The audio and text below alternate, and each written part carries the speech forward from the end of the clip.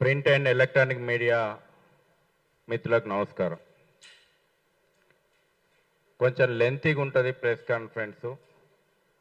హిందువులుగా గోభక్తులుగా మేము చెప్పినటువంటి విషయాలన్నీ కూడా ప్రజల్లోకి తీసుకుపోయి ప్రభుత్వాల మీద ఒత్తిడి తెచ్చేలాగా సహకరించాలని చెప్పి మొదటగానే నేను విజ్ఞప్తి చేస్తూనే ప్రింట్ అండ్ ఎలక్ట్రానిక్ మీడియాకు చేతులెత్తి నమస్కరించి విజ్ఞప్తి చేస్తూ నేను ఈ ప్రెస్ కాన్ఫరెన్స్ స్టార్ట్ చేస్తున్నా. రక్తం బారుతుంది, గోవుల రక్తం. ఇవాళ మనం ప్రెస్ కాన్ఫరెన్స్ పెట్టుకున్న సమయంలో కూడా పాతపట్టణం రోడ్ల మీద గోవుల రక్తం ఏరులై పారుతుంది. ఇవాళ ఈ రాష్ట్రం లోపట ప్రజాస్వామ్యం ముసుగు లోపట రజాకార్ ఎజెండా అమలవుతుంది. కాసిం రజ్వీ అమలు చేసినటువంటి రజాకార్ ఎజెండా ఇవాళ తెలంగాణ లోపట అమలవుతూ ఉంది. రజాకార్ వారసులు ఎంఐఎం గుండాలు సవాళ్ళు ఇసురుతున్నారు నడి రోడ్డు మీద. చట్టాలు మాకు వర్తించవు, పోలీసులను బెదిరిస్తూ ఉన్నారు, నడి రోడ్ల మీద దాడులకు పాల్పడుతూ ఉన్నారు, గోరక్షకులను చంపేస్తామని బెదిరిస్తున్నారు. అరే ఔరంగజేబు వారసులారా, ఛత్రపతి శివాజీ వారసులు ఈ దేశంలో ఉన్నారని గుర్తుపెట్టుకోండి. స్వీకరిస్తున్నాం, మీ ఛాలెంజ్లను స్వీకరిస్తున్నాం.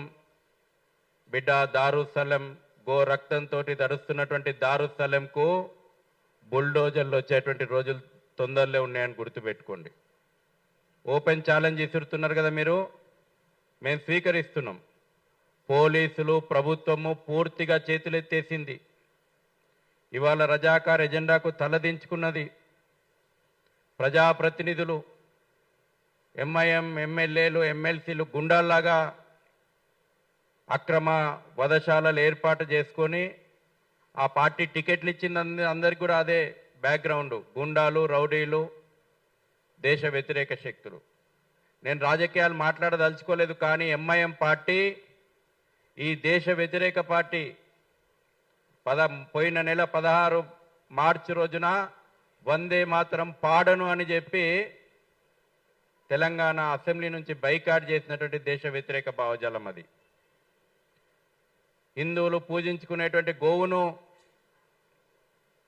మేము తింటాం, కట్ చేస్తాం, రక్తం పారిస్తామని బహిరంగంగా మాట్లాడుతున్న పార్టీ ఆ పార్టీ. 15 నిమిషాలు టైం ఇస్తే హిందువులను ఊచకోత కోస్తా అన్నటువంటి పార్టీ ఆ పార్టీ.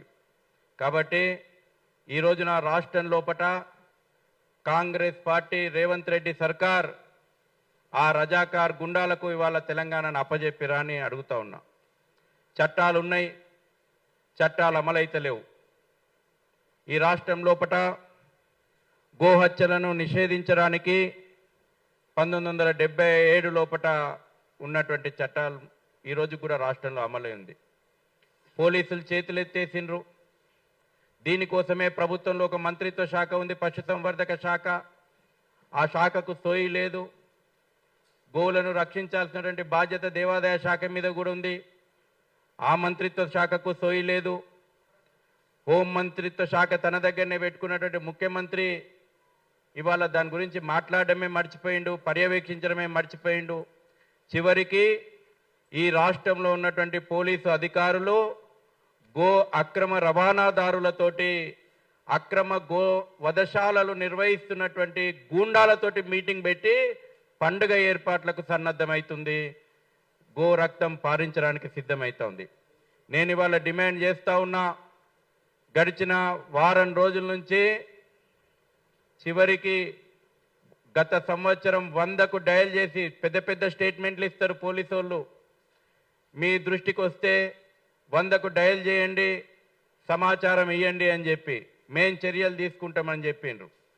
నమ్మకంతో గో ప్రేమికులు, హిందువులు గత సంవత్సరం అనేక పోలీస్ స్టేషన్ పరిధి లోపల 100కు ఫోన్ చేసి గోవులను పట్టుకపోతున్నారు, గోవులను అక్రమంగా తరలిస్తున్నారు, గోవులను ఇక్కడ గట్టేసి పెట్టినరు, గోవులను ఇక్కడ హత్య చేస్తున్నారని నమ్మకంతో, పోలీస్ శాఖ మీద నమ్మకంతో 100కు డయల్ చేస్తే ఈ దౌర్భాగ్యపు ప్రభుత్వం చేస్తుంది ఏందయ్యా అంటే, ఈ సంవత్సరము గడిచిన వారం రోజుల నుంచి చేస్తున్న ఘనకార్యం ఏంటంటే లాస్ట్ టైం ఎవరెవరైతే పోలీసులకు కంప్లైంట్లు ఇచ్చిండ్రో గోభక్తులను వాళ్ళను బైండ్ ఓవర్లు చేస్తుంది. వాళ్ళను పోలీస్ స్టేషన్లకు పిలిచి బెదిరిస్తున్నారు. వాళ్ళ మీద కమ్యూనల్ షీట్లు పెడతామని చెప్పి బెదిరిస్తున్నారు. ఈరోజు ఇక్కడ ప్రెస్ కాన్ఫరెన్స్ ఉన్న సందర్భం లోపట మా కార్యదర్శిని అరెస్ట్ చేసి పెట్టిండ్రు. మాట్లాడొద్దు, గోవుల గురించి మాట్లాడొద్దు. ఇది ప్రభుత్వం పాలసీ అని అడుగుతా ఉన్నా. ఇవాళ నిజంగా ఈ ప్రభుత్వం చట్టాలను అమలు చేయాలని మీకు ఇచ్చినటువంటి ప్రెస్ స్టేట్మెంట్ లోపట చట్టం గురించి ప్రస్తావన విషయం చెప్పిన నేను. సుప్రీంకోర్టు, తెలంగాణ రాష్ట్ర హైకోర్టు అనేక సందర్భాల లోపట రాష్ట్ర ప్రభుత్వాన్ని, పోలీసు డీజీపీని, పోలీసు శాఖను, పశుసంవర్ధక శాఖను, దేవాదాయ శాఖను డైరెక్ట్ చేసింది గోవులను రక్షించమని స్పష్టంగా తీర్పు చెప్పింది. ఇవాళ మీరు సుప్రీంకోర్టు తీర్పులు గాలికి వదిలేసిండ్రు, హైకోర్టు తీర్పులు గాలికి వదిలేసిండ్రు. ఇవాళ మీరు గో హంతకులతోటి చేతులు కలిపిండ్రు. ఇవాళ ఆత్మ క్షోభిస్తుంటుంది. మహాత్మా గాంధీ భవన్, ఏ గాంధీ భవన్ నుంచి అయితే కాంగ్రెస్ పార్టీ అధికారం ఎల్లబెడుతుందో ఆ గాంధీ భవన్లో ఉన్నటువంటి గాంధీ ఆత్మ క్షోభిస్తుంటుంది. ఎందుకంటే మహాత్మా గాంధీ సంపూర్ణ గో హత్యను ఆశించిండు, కోరుకున్నాడు. ఇవాళ ఏ సెక్రటరియట్ నుంచి అయితే రాష్ట్రం లోపల పాలన సాగుతూ ఉందో డాక్టర్ బిఆర్ అంబేద్కర్ సెక్రటరియట్లో ఉన్నటువంటి అంబేద్కర్ ఆత్మ క్షోభిస్తుంటుంది. ఎందుకంటే ఆర్టికల్ 48 ప్రకారము పశు సంపదను కాపాడాల్సినటువంటి బాధ్యత రాజ్యాంగం లోపల పొందుపరిచిండు డాక్టర్ బిఆర్ అంబేద్కర్ గారు. అదేవిధంగా ఈ రాష్ట్రంలో ఉన్నటువంటి అన్ని ప్రముఖ దేవాలయాల లోపల దేవాదాయ నిర్లక్ష్యం కారణంగా గోమాత కన్నీరు పెట్టుకుంటా ఉంది. ఇవాళ డిమాండ్ చేస్తూ ఉన్నాము. ఇవాళ మీరు గో రక్షకులపైన బైండ్ ఓవర్లు కాదు, అసదుద్దీన్ ఓవైసీతో పాటు, అక్బరుద్దీన్ ఓవైసీతో పాటు ఎంఐఎం ప్రజాప్రతినిధులు, ఎమ్మెల్యేలు, ఎమ్మెల్సీలను, కార్పొరేటర్లను బైండ్ ఓవర్ చేయండి. ఆ గుండాలను బహిరంగంగా చట్టాన్ని సవాల్ చేస్తున్నారు. మొన్న ఎమ్మెల్యే మాజిద్ హుస్సేన్ పోలీసులను బెదిరించి నడి రోడ్డు పైన షో చేసిండు. ఎమ్మెల్సీ రెహమాన్ బేగ్ చెక్ పోస్టుల దగ్గర నిలబడి ఇవాళ గో అక్రమ రవాణాను ప్రోత్సహిస్తూ ఉన్నాడు. చీమ చిటుక్కుమంటే మాకు కనబడుతుంది. విశ్వనగరం అని స్టేట్మెంట్లు ఇస్తున్నటువంటి పోలీస్ శాఖను నేను అడుగుతా ఉన్నా, మీ యొక్క విశ్వనగరం సీసీ కెమెరాలకు ఇవి ఈ పాటికే భాగ్యనగరం లోపట నడి రోడ్డు పైన కట్టేస్తున్నటువంటి వేలాది గోవులు కనబడతలేవా? మీ కళ్ళు మూతపోయినాయా? గోవుల యొక్క ఆక్రందన మీ చెవులకు వినబడతలేదా? ఇదా పాలన? ఎవరికి దాసోహం అంటున్నారు మీరు? రజాకార్ ఎజెండాకు దాసోహం అన్నారు. తప్పకుండా ఈ రకమైనటువంటి మీ ప్రతిబంధకాలను తప్పకుండా ఎదిరిస్తాం. మీ అఘాయిత్యాలు పరాకాష్ఠకు చేరుకున్నాయి. అందుకే ఇవాళ చెప్తా ఉన్నాం, మేము వెంటనే ప్రధానంగా డిమాండ్ చేస్తున్నాము, ఎంఐఎం ఎంపీ అసదుద్దీన్ ఓవైసీతో పాటు ఆ పార్టీ ప్రజాప్రతినిధులు గూండాల్లాగా వ్యవహరిస్తూ ఘోర హత్యను ప్రోత్సహిస్తున్నారు. వాళ్ళ మీద పీడీ యాక్ట్ నమోదు చేయాలా. పాత బస్తీలో ఉన్నటువంటి అక్రమ వధశాలలను వెంటనే మూసేపించాలా. పశు వైద్య అధికారులు అవినీతికి కేర్ ఆఫ్ అడ్రస్ ఇవాళ పశు వైద్య శాఖ. గతంలో చూసినాం, గత ప్రభుత్వంలో గొర్రెల కుంభకోణం అయింది. గొర్రెల కుంభకోణం లోపల ఆ శాఖ అవినీతి బయటపడింది. ఇవాళ యోగ్యతకు, వ్యవసాయ యోగ్యత ఉన్నటువంటి పశువులకు కూడా ఫిట్ ఫర్ స్లాటర్ అనేటువంటి సర్టిఫికేట్లు ఇస్తున్నారు. కాబట్టి వాళ్ళ మీద కూడా మేము పిలుపునిస్తున్నాం. ఎక్కడిదక్కడ మార్కెట్లలో ఉన్నటువంటి స్థానిక హిందూ యువత వాళ్ళ మీద కంప్లైంట్లు ఇవ్వాలి. మేము కూడా వాళ్ళ యొక్క ఏసీబీకి ఈ పాటికే వాళ్ళ మీద కంప్లైంట్ చేయడం జరిగింది. అదేవిధంగా శాశ్వత ప్రాతిపదికన చెక్ పోస్టులు ఏర్పాటు చేయాలా. నామమాత్రం చెకింగ్ జరుగుతూ ఉంది. ప్రకటించారు ఎన్ని చెక్ పోస్టులు ఏర్పాటు చేసినామని.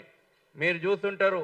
మీ మీడియాకు కూడా విజ్ఞప్తి చేస్తూ ఉన్నా, చెక్ పోస్టుల దగ్గర చూడండి, పబ్జీలు, వీడియో గేమ్లు ఆడుతున్నటువంటి కానిస్టేబుల్ కనబడుతున్నారు. ఎందుకు ఎట్లొస్తున్నాయి? రాష్ట్ర సరిహద్దు దాటి, జిల్లా సరిహద్దు దాటి మీకు సిగ్గు అనిపిస్తలేదా? ఇన్ని చెక్ పోస్టులు ఏర్పాటు చేస్తామని చెప్పి తిన్నటువంటి నేను ఎందుకు బాధతో అంటున్నా, ఎందుకంటే తెలంగాణ రాష్ట్ర పోలీసులు సమర్థవంతమైనటువంటి పోలీసులు. దేశ వ్యతిరేక భావజాలం మీద నక్సలైట్ల మీద పోరాడి బలిదానాలు చేసినటువంటి చరిత్ర తెలంగాణ పోలీసులకు ఉంది. ఇంత సమర్థమైనటువంటి పోలీసులు వ్యవస్థ ఉన్నటువంటి ఈ రాష్ట్రం లోపట రాష్ట్ర సరిహద్దులు దాటి జిల్లా సరిహద్దులు దాటి నగరం నడిబొడ్డుకు ఏ రకంగా వందలాది వేలాది వాహనాలు వస్తున్నాయి. సిగ్గుపడాల్సినటువంటి విషయం కదా, ఇది తలదించుకోవాల్సినటువంటి విషయం కదా. ఆ వాహనాలను మేము ఆపితే మేము మతోన్మాదులమైనమా? మా కార్యకర్తల మీద కేసులా? ఇవాళ ఈ చెక్ పోస్టులు దాటి రావడానికి కారణమైనటువంటి కింది స్థాయి పోలీస్ అధికారులు గో అక్రమ స్మగ్లర్లతోటి చేతులు కలిపినరు. అనేక విషయాలు గతంలో వెలుగు చూసినాయి. కాబట్టి వాళ్ళ మీద కూడా సమగ్రమైనటువంటి దర్యాప్తు జరపాలా, పీడీ యాక్టులు నమోదు చేయాలా. ఇవాళ మీకు గత సంవత్సరం 100కు ఫోన్ చేసినటువంటి గో రక్షకుడు గుర్తున్నాడు, కానీ రెగ్యులర్గా గోవులను అక్రమ రవాణా చేస్తున్నటువంటి వాహన యజమానులు, అక్రమ రవాణాదారులు, వాహన డ్రైవర్లు మీరు గుర్తురారు. వాళ్ళను బైండ్ ఓవర్ చేయాలనేటువంటి సోయి మీకు లేదు. ఎందుకంటే మీరు చాలా క్లియర్గా గో హంతకుల పక్షాన ఉన్నారు కాబట్టి. ఇవాళ మేము డిమాండ్ చేస్తూ ఉన్నాం, గో రక్షకులను కాదు బైండ్ ఓవర్ చేయాల్సింది, అక్రమ గో రవాణాదారులు, ఆ యొక్క రవాణాకు సహకరిస్తున్నటువంటి వాహన యజమానుల మీద పీడీ యాక్ట్ నమోదు చేయాలని డిమాండ్ చేస్తూ, గోవులను కాపాడిన గోవులను గోశాలలకు తరలించాలని చెప్పి తెలంగాణ హైకోర్టు చాలా స్పష్టంగా తీర్పిచ్చింది. ఈ రాష్ట్రంలోనే తెలంగాణ హైకోర్టు. కానీ పట్టుకున్నటువంటి గోవులను తిరిగి గో హంతకులకు అప్పజెప్తున్నటువంటి వందల ఎగ్జాంపుల్స్ ఈ రాష్ట్రం లోపల పోలీసులు చేస్తున్నటువంటి వ్యవహారం ఉన్నది. నడి రోడ్లపైన ఏ జంతువును కూడా హత్య చేయొద్దని చట్టాలు ఉన్నాయి ఈ రాష్ట్రం లోపల. చూడండి, ఇవాళ పోయి ఓల్డ్ సిటీ చూడండి, ప్రతి దగ్గర రక్తమేరులై పారుతుంది. ఇవాళ నేను అడుగుతా ఉన్నా, అప్పీల్ చేస్తా ఉన్నా, ఎక్కడ పోయిన మీడియాకు కూడా నేను అప్పీల్ చేస్తా ఉన్నా. హిందూ పండుగలు వచ్చినప్పుడు పొల్యూషన్, హిందూ పండుగలు వచ్చినప్పుడు రకరకాల పేర్ల మీద చర్చలు పెడతారు కదా. ఇవాళ ఏ మానవతా సంఘాలు కానీ, ఏ జంతు ప్రేమికులు కానీ, ఏ మీడియా కానీ ఎందుకు ముందుకు వచ్చి మరి బ్లడ్లెస్ బక్రీద్ అని చర్చ ఎందుకు పెట్టరు? రక్తరహితమైనటువంటి బక్రీద్ అని ఎందుకు చర్చ పెట్టరు? ఇవాళ సమాజం గురించి అవేర్నెస్ తీసుకొని రావాలంటారు కదా. ఇవాళ కనబడతలేదా? గోవు యొక్క ఆక్రందన వినబడతలేదా అని చెప్పి అడుగుతా ఉన్నాం. ఉన్నత న్యాయస్థానాల యొక్క తీర్పులు కూడా మీకు ఇవ్వడం జరిగింది. అదేవిధంగా ప్రభుత్వం యొక్క వైఫల్యం కూడా మేము ఈ సందర్భంగా తీవ్రంగా నిరసిస్తూ, తప్పకుండా మా యొక్క సహనాన్ని పరీక్షిస్తున్నది ప్రభుత్వం. మా యొక్క హిందూ యొక్క విశ్వాసాలకు ఛాలెంజ్ ఇస్తుంది రజాకార్ ఎజెండా. దీన్ని హిందూ సమాజం స్వీకరించడానికి సిద్ధంగా ఉంది. అందుకే నేను చెప్పిన ఔరంగజేబు వారసులకు చాలా స్పష్టంగా మేము చెప్పదలుచుకున్నాం, మేము శివాజీ వారసులం అని చెప్పి. ఒరే ఔరంగీలారా, బజరంగీలు కదిలిందని చెప్పి గుర్తుంచుకోవాల్సినటువంటి అవసరం ఉంది. ప్రతి హిందువు, మేము వాడవాడల ఈ నగరం లోపల 1,00,000 గణపతి మండపాలు ఉన్నాయి. ప్రతి గణపతి మండపం కార్యకర్త, ప్రతి దేవాలయ కమిటీ, ప్రతి స్థానికంగా ఉన్నటువంటి భక్తులందరూ కూడా చట్టబద్ధంగా చట్టాలకు లోపడి ఇవాళ గో రక్షణ కోసం ముందుకు రావాలని చెప్పి పిలుపునిస్తా ఉన్నాం. ఒక పక్కన చట్టాలను సవాల్ చేస్తూ గో హత్య చేస్తామంటున్నారు కదా. మనమందరం కూడా చట్టాలకు లోబడే, ఎక్కడైనా గో ఆక్రమణ రవాణా అయితే అక్కడే నిలదీయండి. చట్ట ప్రకారము చట్టబద్ధంగా ప్రభుత్వ విభాగాలను ఫెయిల్యూర్ను మనం ప్రశ్నిద్దాం, మన గోవులను కాపాడుకుందామని చెప్పి ముఖ్యంగా జంజి, ఇవాళ జంజి ఈ ప్రభుత్వానికి సోయి లేకుంటే గుర్తు చేస్తా ఉన్నా. జంజి ఈ రాష్ట్రం లోపట, ఈ దేశం లోపట ఒక అద్భుతమైనటువంటి వైబ్రేషన్స్ తోటి ఉంది. భజన్ మండల పేరు మీదన అద్భుతమైనటువంటి ఒక శక్తిని సమకూర్చుకుంది. ఈ వారం రోజుల లోపట కూడా మీరు చర్యలు కనబడకపోతే జంజి కూడా రోడ్లు ఎక్కుతుందని చెప్పి కూడా ఈ సందర్భంగా చెప్తా ఉన్నాం. ఈ ప్రభుత్వాన్ని డిమాండ్ చేస్తా ఉన్నాం. నామమాత్రపు చట్టం 77 చట్టం కఠిన నిబంధనలతోటి కొన్ని రాష్ట్రాల లోపల యావజ్జీవ శిక్ష పడేటువంటి ఉత్తరప్రదేశ్, అస్సాము, మధ్యప్రదేశ్ లాంటి రాష్ట్రాల లోపల మీకు ఇచ్చిన డీటెయిల్స్ అన్ని కూడా ఇచ్చినాము. ఆ రాష్ట్రాల లోపల కఠినమైనటువంటి నిబంధనలు పొందుపరిచారు. తెలంగాణ రాష్ట్రంలో ఉన్నటువంటి చట్టంలో కూడా కఠినమైనటువంటి నిబంధనలు పొందుపరిస్తే కానీ ఈ యొక్క గోహత్యలు ఆగవు. ఎందుకంటే ఆ దుర్మార్గులకు అలవాటు అయిపోయింది. ఏదో 1000 రూపాయలు ఫైన్ కట్టాలా, స్టేషన్ బెయిల్ తీసుకోవాలా అనేటువంటి వెసులుబాటు ఉండడం కారణంగా, కఠినమైనటువంటి చట్టాలు లేకపోవడం కారణంగా గో హంతకులు పెట్టరేగిపోతా ఉన్నారు. నూతన చట్టం తేవడానికి కూడా మేము ఉద్యమించబోతా ఉన్నాం. అదేవిధంగా యావత్ భక్తులకు కూడా మేము గో రక్షకులకు అండంగా ఉంటాం. మొత్తం హిందూ సమాజం అండగా ఉంటుంది. ఇవాళ గో రక్షకులను మీరు పోలీస్ స్టేషన్ వైద్యుగా వేధించి వాళ్ళను బైండోర్లు చేస్తే అక్కడికి అణచాలనుకుంటే మీది పొరపాటు అవుతుందని ప్రభుత్వాన్ని హెచ్చరిస్తా ఉన్నా. యావత్ హిందూ సంఘాలు, మొత్తం హిందూ సమాజం ఇవాళ గోరక్షకుల వెంట నిలుస్తుంది. గోరక్షకులకు అవసరమైనటువంటి న్యాయ సహాయం కూడా స్థానికంగా ఎక్కడిదక్కడ మా న్యాయ విభాగాల ద్వారా అందించడానికి మేము ముందుంటాం.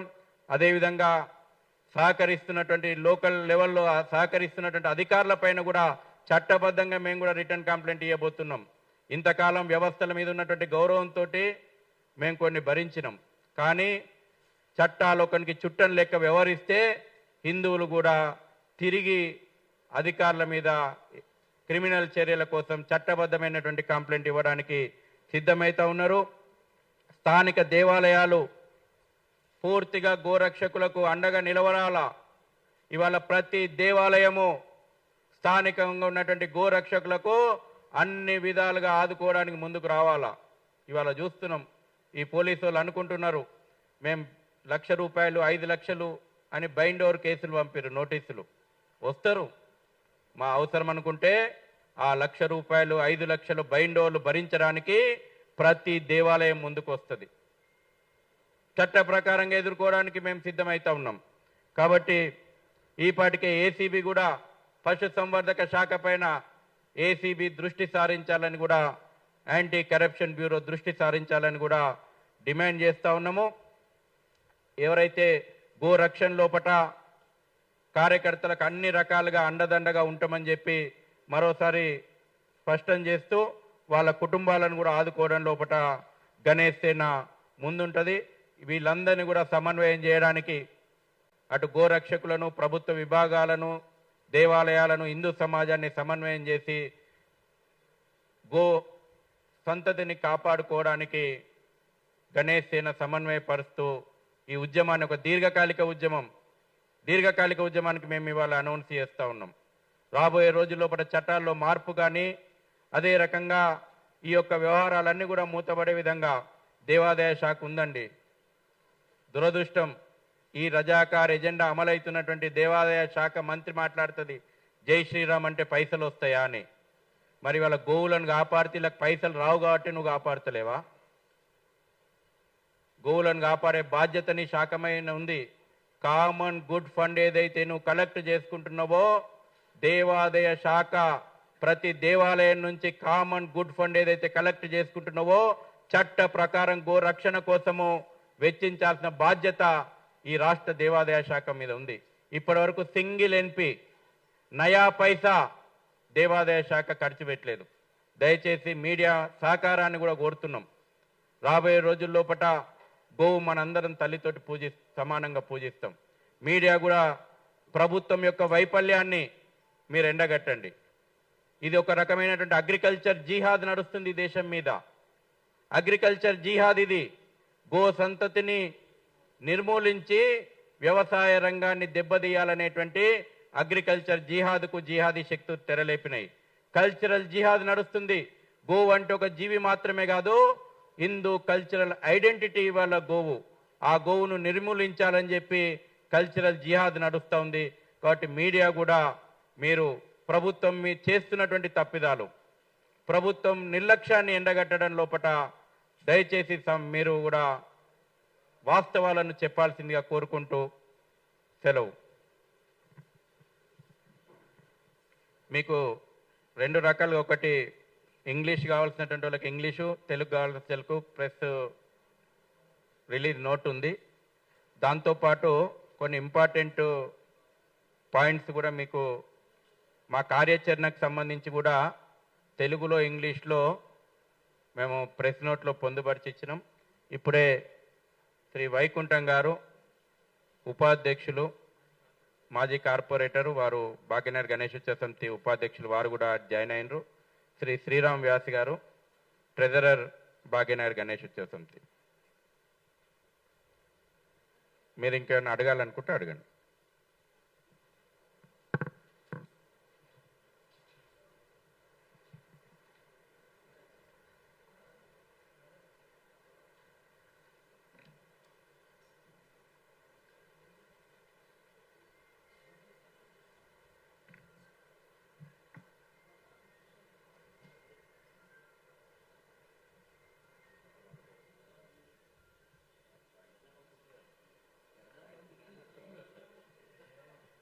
ఎవరికి మనకు క్వశ్చన్స్ లేకపోతే మనం దీన్ని క్లోజ్ చేద్దాం.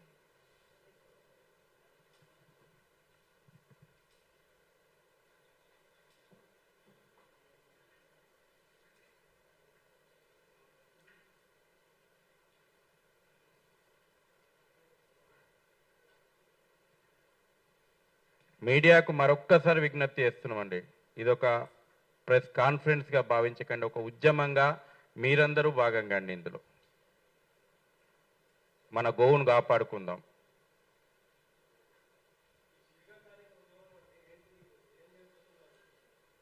మీకు ఇచ్చినామండి దీర్ఘకాలికంగా ఏమేం చేయబోతున్నామో మీకు ఇచ్చినటువంటి దాంట్లో క్లారిటీగా ఉంది. ఇప్పుడు గోవు ప్రాముఖ్యత తెలవాలి. స్కూల్ దగ్గర నుంచి మొదలు పెట్టుకొని, హాస్పిటల్ దగ్గర నుంచి మొదలు పెట్టుకొని, దేవాలయం దగ్గర నుంచి మొదలు పెట్టుకొని ప్రతి దగ్గర తనదైన పాత్ర పోషిస్తుంది. ఇవాళ మేము అంటున్నాం, పూజార్లకు కూడా చెప్తున్నాం, పూజార్ల మీటింగ్ కూడా పెట్టి చెప్తున్నాం, గోదానం అంటే మీరు ఆ ఎండి తీసుకొచ్చి ఇచ్చేది మాన్పించండి, నిజమైనటువంటి గోవులను రక్షించడమే గోదానం.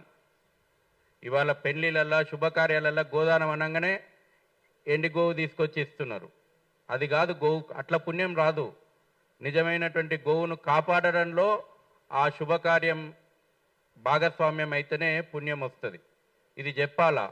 రాబోయే రోజుల లోపల ఈ అవేర్నెస్ కూడా తీసుకొని వస్తున్నాం. మేము ఉద్యమం ఎట్లా చేయబోతున్నాం, ఎడ్యుకేషన్ ఎట్లా చేయబోతున్నాం, నిర్మాణాత్మక కార్యక్రమాలు ఎట్లా చేయబోతున్నామో కూడా మీకు ఇచ్చినటువంటి పాయింట్లలో అన్ని విషయాలు ఉన్నాయి.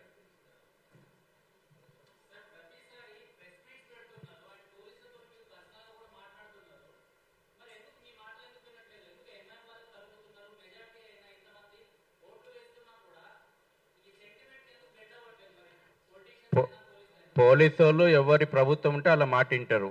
మొన్న వాడు పంగల్ జాపుకొని లారీ మీద ఎక్కిపోయింది కదా ఎమ్మెల్యే, అదే ప్రభుత్వం మారి జాతీయవాద ప్రభుత్వం వస్తే ఆ పంగల్ వాళ్ళ కొడతారు ఇదే పోలీసు. ఇవాళ వెస్ట్ బెంగాల్ ఏమవుతుంది, ఏ గో హంతకులైతే నిన్నటి వరకు విర్రవీగినరో ఇవాళ ఈడ్చుకపోయి పోలీస్ స్టేషన్లో లేస్తున్నారు. కాబట్టి ఇవాళ హిందూ సమాజం కూడా ఆలోచన చేసుకోవాలా. వస్తుంది, అందుకే చెప్తున్నా, ఒకరోజు వస్తుంది గో రక్తంతో తడిచినటువంటి దారుస్థలం ఎజెండా మీదకి బుల్డోజర్లు వేయ రోజు తొందరలోనే ఉంది.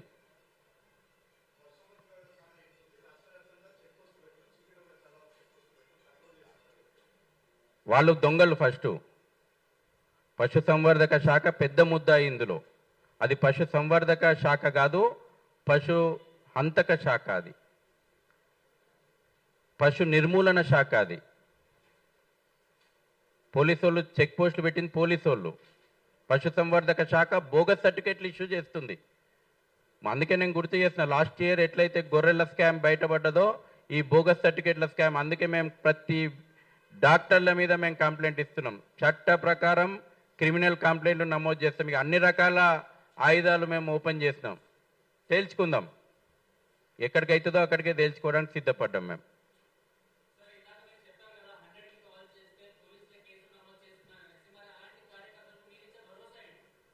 మేము మీకు న్యాయ ప్రకారమైనటువంటి మద్దతుగా అవసరం అనుకుంటే మీ గురించి పోలీస్ స్టేషన్ల మెట్లు ఎక్కి మీకు అండగా నిలబడడానికి సిద్ధంగా ఉన్నాము. ఎంతమందిని అరెస్ట్ చేస్తారు నేను కూడా చెప్తున్నా, చేయండి. ఎంతమంది కాషాయం వేసుకున్నటువంటి వాళ్ళను మీరు పోలీస్ స్టేషన్లో నింపుతా అంటే మేము కూడా రెడీ ఉన్నాం. జైలు బరోకు కూడా సిద్ధమే. మీరు ఈ అరెస్ట్లు ఆపకపోతే యావత్ హిందూ సమాజం జైలు బరోకు కూడా సిద్ధపడతాం.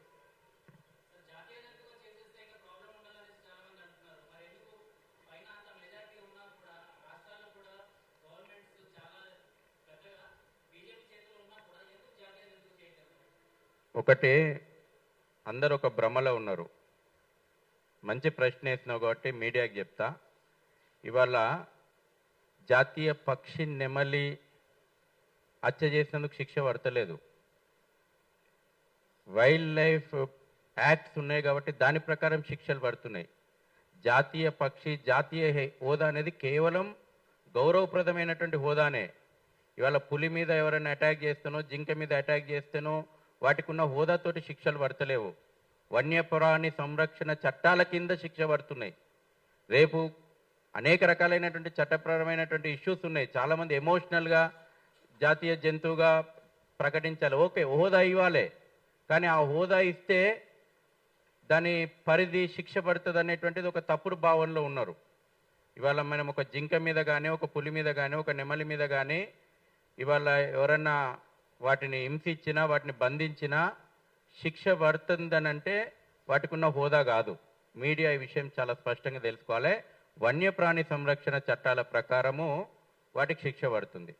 ఇంకో ప్రశ్న వస్తుంది, మరి దీన్ని వన్యప్రాణాల చట్టం కింద దీన్ని చేర్చొచ్చు కదంటే ఇది సాధు జంతువు. ఒకవేళ ఆ చట్టం పరిధిలోకి ఇవే విషయాలు దీన్ని కూడా ఇంప్లిమెంట్ చేయొచ్చు కదా అంటే ఇది పశు వ్యవసాయానికి ఉపయోగపడేటువంటి జీవి. కాబట్టి రేపు రైతు కట్టేసి పెట్టినా రైతు వ్యవసాయానికి ఉపయోగించినా మళ్ళీ చట్టాలు దుర్వినియోగం అయ్యేటువంటి ఉంటుంది. కాబట్టి అన్ని చట్టపరమైనటువంటి ఇది కేవలం హోదా ఇచ్చినంత మాత్రాన ఆగదు. రాష్ట్ర ప్రభుత్వాలు కఠినమైనటువంటి చట్టాలు అమలు చేయాలి. అందుకే దీన్ని డైరెక్టివ్ ప్రిన్సిపల్స్లో రాజ్యాంగంలో 48లో పెట్టింది కారణం అదే. ఆ రోజున రాజ్యాంగ సభలో కూడా విస్తృతమైనటువంటి చర్చ జరిగిన తర్వాత రాష్ట్ర ప్రభుత్వాలు కఠినంగా చట్టాలు తీసుకొచ్చి వీటిని అరికట్టాలనేటువంటి ఉద్దేశం రాజ్యాంగ నిర్మాతలకు ఉంది. దురదృష్టం ఇవాళ ఉన్నటువంటి రాష్ట్ర ప్రభుత్వాలు ఓటు బ్యాంక్స్ పాలిటిక్స్ కారణంగా వాటిని విస్మరిస్తున్నాయి.